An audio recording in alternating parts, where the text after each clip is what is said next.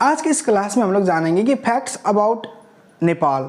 नेपाल जो भारत के पड़ोसी राज्य है, पड़ोसी देश है, और इसमें हर चीज़ आपको मिलेगा क्योंकि देखिए नेपाल प्राचीन काल से ऐतिहासिक जो पृष्ठभूमि नेपाल का है वो बहुत ही सुंदर और बहुत ही सक्षम देश है। नेपाल का ऑफिशियल नाम जो है वो federal democratic Republic of Nepal है और एक लैंडलॉक कंट्री, क्योंकि नेपाल तीन तरफ से भारत से यानी कि इसके ईस्ट में, साउथ में और वेस्ट में बॉर्डर जो है भारत से, और जो नॉर्थ में है तो तिब्बतन बॉर्डर से लगा हुआ है जो चाइना ऑक्युपाइड किया है। और नेपाल को तीन तरफ से भारत और एक तरफ से चाइना ने इसका बॉर्डर टच हुआ है। देखिए बात करें नेपाल का कैपिटल सिटी तो काठमांडू है, जिसको famous as city of temples माना जाता है। नेपाल के जो काठमांडू है उसमें हर 10 कदम पे आपको मंदिर मिलेगा, इसलिए इस शहर को मंदिरों का शहर माना है। और पशुपतिनाथ टेम्पल जो है, अगर आप काठमांडू में आए हैं तो बिना पशुपतिनाथ के दर्शन किए आप कैसे जा सकते हैं। और पशुपतिनाथ को भगवान शिव जो है इसमें विराजमान है, और बहुत ही जो हिंदू लोग हैं और बहुत ही टूरिस्ट लोग हैं, जो विदेशी लोग हैं, यहाँ पे आके वो लोग पूजा करते हैं और फोटो खींचते हैं ताकि यादगार रहे। यहाँ पे स्वयंभूनाथ टेम्पल है। देखिए कुछ अलग अलग शहर भी है, ललितपुर, पाटन, भक्तपुर, जो ऐतिहासिक शहरों में से एक है। बहुत ही आकर्षक और भव्य रूप में मिलता है जो काठमांडू एरिया में। अगर बात करें, देखिए नेपाल का जो एरिया है उसको 1,47,181 स्क्वायर किलोमीटर में पाया जाता है। कुछ साल पहले जब नेपाल में केपी शर्मा ओली का सरकार था तो नेपाल ने क्या किया कि उसके नक्शा में कुछ बदलाव किया, और कुछ जो ज़मीन विवादित ज़मीन था जो भारत में था उसको नेपाल अपना बता रहा है। और उसकी वजह से नेपाल का जो अभी के फिलहाल का जो इसका जो एरिया है 1,47,516 स्क्वायर किलोमीटर है। और it's new map incorporated the villages including Gunji, Nabi and कुटी लाइंग इन लिम्पियाधुरा, लिपुलेक और कालापानी। देखिए जो तीन जगह है, लिम्पियाधुरा, लिपुलेक और कालापानी, इन जगह रख चुका है और नया मैप भी जारी कर चुका है आधिकारिक रूप से। हालांकि भारत ने इसका विरोध किया था। देखिए Nepal is the 25th smallest country. Nepal Asia में जो है 25वां छोटा देश है, और जो विश्व में इसका जो रैंक है वो है 95%, मतलब 95th रैंक विश्व में है इसका है। आइए कुछ बात करते हैं नेपाल के और भी कुछ ऐतिहासिक और जो नेपाल के बारे में आप जानने के लिए उत्सुक हैं। देखिए नेपाल की जो लैंग्वेज है उसको बोला जाता है नेपाली लैंग्वेज, जो कि नेपाल के पॉपुलेशन के 78% जो लोग हैं वो मानते हैं और वो बोलते भी हैं नेपाली में। और मैथिली भी दूसरा लैंग्वेज है, तीसरा है भोजपुरी, इसी तरह वहाँ के और भी लैंग्वेज है। और नेपाल में कुल मिलाकर 123 और इन दो को छोड़ दें तो नेपाल में 121 भाषा स्थानीय तौर पर और राष्ट्रीय तौर पर बोला जाता है। यहाँ के लोग हिंदी बोल समझ पाते हैं, और बॉलीवुड का फिल्म जो है और साउथ मूवीज़ जो है यहाँ के लोग को बहुत पसंद आता है। देखिए नेपाल का जो रिलीजन है, मेन रिलीजन है हिंदुज़म, हिंदू। और गणतंत्र नेपाल में आने से पहले नेपाल एक हिंदू राष्ट्र था, लेकिन उसके बाद नेपाल एक सेक्युलर कंट्री हो गया और नेपाल में अभी कोई भी राष्ट्र धर्म नहीं है। और यहाँ के जो अधिकतर लोग हैं लगभग 81.3 वो हिंदू है। उसके बाद में बुद्धिज़्म है, यहाँ पे क्रिश्चियनिटी भी है, इस्लाम भी है और जैन भी है, सिखिज़म भी है और किरात भी रिलीजन है, बाकी और भी रिलीजन यहाँ पाया जाता है। और देखिए पॉपुलेशन, यहाँ के पॉपुलेशन की बात करें कि 2022 के अनुसार 2,91,64,578 पॉपुलेशन है।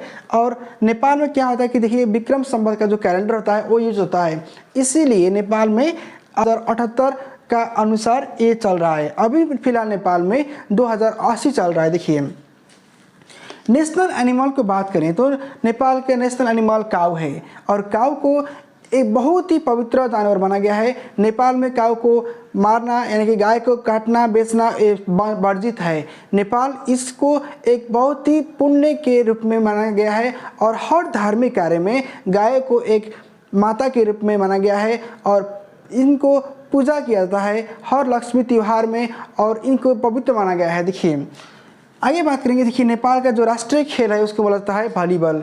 नेपाल में वॉलीबॉल अभी फिलहाल में राष्ट्रीय खेल है। इसके पहले कबड्डी और डंडी भी था। और नेपाल के जो बर्ड है, नेशनल पंछी है वो लोफोफोरस है, इसको हम लोग बोल सकते हैं डांफे, और यहाँ के स्थानीय लोग इसको डांफे बोलते हैं लोग। फ्लावर जो नेपाल के है उसको बोलते हैं रोडोडेंड्रन यानी कि लालीग्रास, बहुत ही सुंदर और ख़ास किस्म का फूल होता है। अगर बात करें तो देखिए who is known as father of Nepal, बात करें तो दो नाम आते हैं। पहले बात करेंगे देखिए त्रिभुवन वीर विक्रम शाह, जिसने नेपाल को आगे ले जाने के लिए और इसमें राणा शासन को हटाने के लिए भी में बहुत अच्छा काम भी किए थे त्रिभुवन।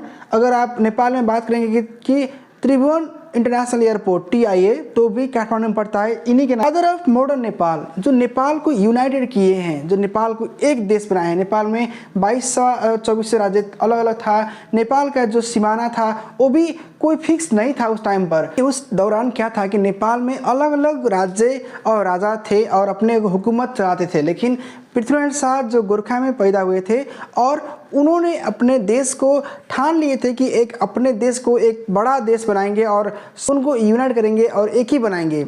इसके लिए उन्होंने एकीकरण का अभियान चलाया, उसमें बहुत सारे युद्ध भी हुआ आंतरिक तौर पर, और उस टाइम वो विजय होते गए। अपने कुछ जगहों पे वो हारे, लेकिन फिर भी अपना जो लक्ष्य था उसको उसमें जाते रहे और अंत में जाके उन्होंने अपने देश को एक बड़ा राष्ट्र बनाया और उसको अपने तरफ से एक गौरवान्वित किए कि नेपाल को पूर्ण देश का दर्जा दिया। और उन्होंने गोरखा से स्टार्ट कर अपने पूर्ण नेपाल में मेची और महाकाली का जो भी संगम है उस सारे इलाकों को एक किया, और उस टाइम में जो भी उनके पास हथियार थे, जो भी संसाधन थे, उन्होंने यूज़ किए और उसके इस्तेमाल करके अपने देश को एक अच्छा देश और एक अच्छा राष्ट्र बनाए। अभी फ़िलहाल में क्या है कि काठमांडू में एक मेयर है जिसका नाम है बालेंद्र शाह, उनको बारेन शाह के नाम से जाना जाता है। उन्होंने काठमांडू को एक बहुत ही अच्छा शहर बनाने के लिए लगे हैं और उन्होंने अपने बढ़ता पॉपुलेशन को किस तरह कंट्रोल करे और ट्रैफिक जाम जो थे काठमांडू के जो बड़ा मुद्दा करता था उनको भी वो संभाल कर एक स्वच्छ और सफा शहर बनाने के लिए वो जा रहे हैं और कर भी रहे हैं। सॉफ्ट हृदय का होते हैं लोग, और इन देश में आप अच्छे से घूम सकते हैं और नेचर को ऑब्जर्व कर सकते हो। देखिए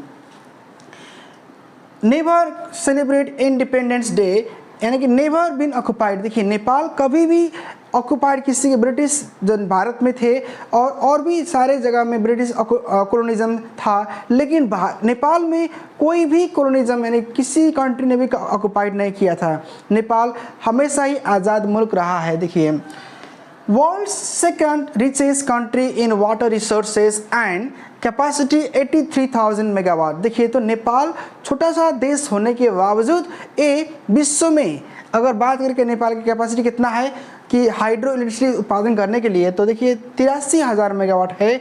फिलहाल अभी के दिनों में बस 10,536 ही मेगावाट उत्पादन हो रहा है। अगर समझ लीजिए, मान के चलिए कि अगर नेपाल पूरे 83,000 मेगावाट को अगर जनरेट कर देता है तो नेपाल के हर जो गांव है वो तो अभी तो लाइट हेले हैं वहाँ पे, लेकिन नेपाल एशिया को भी उजाला की तरफ ले जा सकता है और उसी की वजह से अर्न कर सकता है नेपाल। इनकी वजह से देखिए टू जनरेट इलेक्ट्रिसिटी है।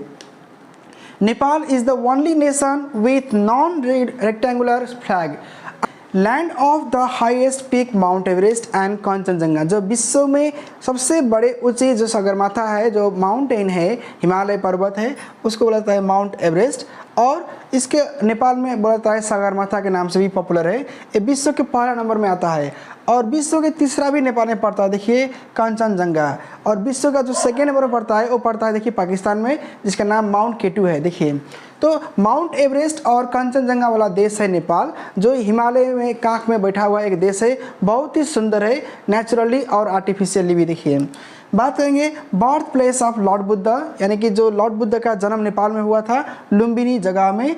उसी तरह देखिए माता जानकी का भी जन्म नेपाल में भी हुआ था, जनकपुर में। तो ये दोनों जगह ऐतिहासिक रूप से बहुत ही महत्वपूर्ण है और धार्मिक दृष्टिकोण से भी इस जगह को पवित्र माना गया है, जहाँ पे आप शांति मिलेगा आपको। और अगर आप आएंगे नेपाल में जाएंगे तो आपको बहुत ही सारा जो ऐतिहासिक और जो भी आपका फैक्ट है आप अपने नज़रों से देख पाएंगे और इसमें समझ पाएंगे कि नेपाल में क्यों ऐतिहासिक रूप से ही इसका महत्व बहुत ही बड़ा है। क्योंकि देखिए नेपाल को ऋषि मुनियों का देश माना गया है, जहाँ पे लोग बहुत ही नरम और Nepals calendar is based on Vikram Samvat BS। बाकी सब देशों में आपको मिलेगा, बोलते हैं इंग्लिश कैलेंडर, उसका यूज़ होता है जिसमें कि जनवरी से लेके दिसंबर तक होता है। लेकिन वैशाख से लेके चैत्र महीना तक के कैलेंडर जिसको हम बोलते हैं विक्रम संवत का यूज़ होता है नेपाल में। देखिए, found one horn rhino and spiny babbler. इस देश में देखिए पूरी दुनिया में अगर एक सिंग वाला गेंडा कहीं पाया जाता है तो वो बस नेपाल और भारत के आसाम है राज्य, लेकिन और किसी जगह नहीं पाया जाता है। देखिए, तो अगर आप चितौन जाएंगे सौराहा में तो वहाँ पे देखेंगे कि वो चितौन नेशनल पार्क है, जिसका पहले बोलते था लोग रॉयल चितौन नेशनल पार्क, और अभी जब डेमोक्रेसी सरकार में आने के बाद और राजा को अपने गद्दी छोड़ने के बाद उसको हटाकर बस चितौन नेशनल पार्क ही कर दिए हैं लोग। और वहाँ पे अगर आप जाएंगे तो राप्ती नदी के पार अगर आप जाएंगे तो वहाँ पे आपका वन हॉर्न राइनो बहुत ही आसानी से आपको चढ़ते हुए मिल जाएगा, वन जंगलों में और नदी के किनारे भी आपको मिल सकता है। देखिए, और एक जो होता है बर्ड स्पाइनी बैबलर, वो भी नेपाल में ही पाया जाता है। देखिए, संसार के और किसी मुल्क में नहीं पाया जाता है। देखिए, बात करेंगे आगे बढ़ेंगे तो famous for Gorkha warriors known for bravery loyalty joined in British Indian army. Nepal हालांकि और भी चीज़ों में बहुत ही पॉपुलर है वर्ल्ड में, लेकिन सबसे ज़्यादा नेपाल पॉपुलर है कि वीर गोरखाली की वजह से। देखिए, गोरखा के अगर आप सुनेंगे तो आपके मन में एक आएगा कि हाँ गोरखा कितना बहादुर होता है, क्योंकि देखिए गोरखा चाहते हैं कि वो ईमानदार है, लॉयल है, लेकिन बहुत खतरनाक भी है, क्योंकि बहुत बहादुर भी होते हैं वो लोग। और वो लोग का जो कद होता है वो ज़्यादा ऊंचा नहीं होता है, लेकिन वो लगते हैं कि माउंटेन वॉरियर्स है लोग। वो अपने दम पे बहुत सारे वार में आप उनका सहभागिता हो सकता है। देखिए, जब भारत में जब इंडिपेंडेंस के जब मूवमेंट चल रहा था भारत आज़ादी के वक्त में, तो नेपाल में जंग बहादुर राणा हुए करते थे प्रधानमंत्री। उस टाइम में उन्होंने गोरखा जो आर्मी थे उनको ब्रिटिश को सपोर्ट करने के लिए भेजे थे, क्योंकि भारत के जो आंदोलनकारी थे उनको दबाने के लिए। और उस टाइम में ब्रिटिशों ने उन लोगों को बहादुरी देखकर क्या बोले कि जब भारत इंडिपेंडेंस हो चुका है तो उन लोगों का जो रैंकिंग था, कुछ रैंकिंग्स को भारत में रख दिए और बहुत सारे रैंकिंग्स को वो लोग अपने साथ ब्रिटिश ले गए, क्योंकि अभी भी मिलता है भारत में और ब्रिटिश में कि वहाँ पे गोरखा रेजिमेंट अलग रहता है। देखिए, आगे बढ़ेंगे, बात करेंगे लैंड ऑफ एती द स्नो मॉन्स्टर। देखिए, अगर मिथिकल बात करेंगे तो माना जाता है कि नेपाल के जो हिमालयन क्षेत्र है वहाँ पे एती अभी भी मिलता है। एती मतलब हो गया कि आपका हिमालय पुरुष, जो देखने में बंदर की तरह होता है लेकिन बहुत खतरनाक होता है, उसको लोग बोलते हैं मॉन्स्टर के शेप में भी उसको पाया जाता है। देखिए, नेपाल में क्या होता है कि एलिफेंट पोलो का ऑर्गेनाइज किया जाता है, जो मेघोली में होता है, जो चितौन जिला में पड़ता है। और इन इलाकों में देखिए एशिया के लोग लगाए और भी विश्व के लोग आते हैं एलिफेंट पोलो देखने के लिए, और ये बहुत ही रोमांचक होता है, बहुत ही इंटरेस्टिंग होता है, और जो आप ओपनली ग्राउंड में देख सकते हो। नेपाल में हर शनिवार को यानी कि हर सैटरडे को पब्लिक हॉलीडे होता है नेपाल में, और जो इजराइल में भी होता है।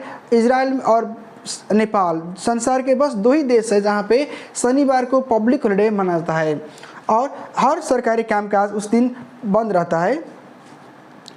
देखिए, नेपाल में अगर बात करें तो ओनली वन रेलवे नेटवर्क्स है, जहाँ पे आप जनकपुर से जयनगर तक, जयनगर इलाके में अभी रेलवे का काम हुआ नहीं है, लेकिन वहाँ भारत के सहयोग के मार्फत रक्सौल से लेके आपका काठमांडू तक का जाने का जो प्लेटफॉर्म उसका रोड मैप बन चुका है, लेकिन फिलहाल कोई काम स्टार्ट नहीं हुआ है। देखिए, यहाँ लोग बोलते हैं नमस्ते। नमस्ते को यानी कि हो गया ग्रीटिंग, जैसे कि हम लोग बोलते हैं प्रणाम, गुड मॉर्निंग इंग्लिश में, तो यहाँ पे होता है नमस्ते।